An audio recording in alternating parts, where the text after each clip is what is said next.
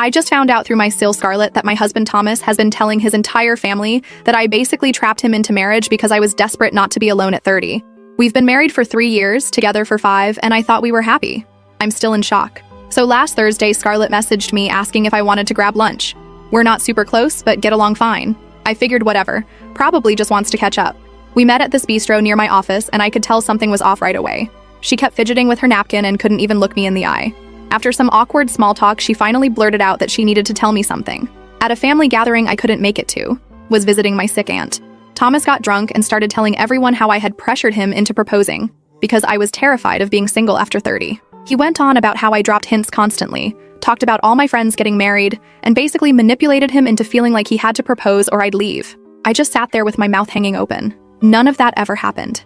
If anything, Thomas was the one who brought up marriage first. He was the one who started looking at rings online and asking what styles I liked. We had been talking about our future together since our first anniversary. Marriage was a mutual decision we both wanted.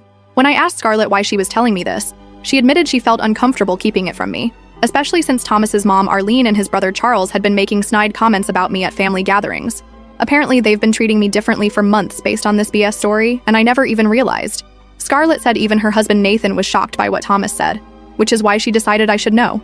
I spent the rest of the day in a total fog. When Thomas got home that night, I confronted him immediately.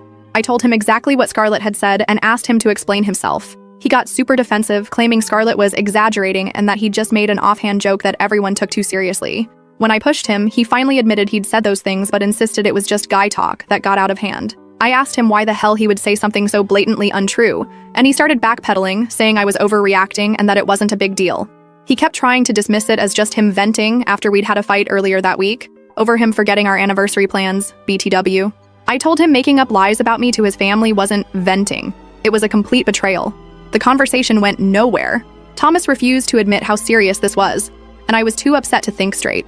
I told him I needed space and spent the night in our spare bedroom. The next morning, he acted like nothing had happened. Classic Thomas. Avoid the problem until it goes away. For the next few days, I tried to process everything. I realized this explained why Arlene had been so cold to me recently, making comments about how some women will do anything to get a ring. I always thought she was just being her usual judgmental self, but now it made sense. Her precious son had poisoned her against me with complete lies. The following weekend was Arlene's 60th birthday dinner. Thomas insisted we still go, saying it would look bad if we canceled. I agreed, but only because I wanted to clear my name. Looking back, probably not my smartest move. The dinner was at this fancy restaurant with the whole family there. Arlene, Charles and his wife Paula, Scarlett and Nathan, and some other relatives. The tension was unbearable. Arlene barely acknowledged me, and Charles kept giving me these smug looks.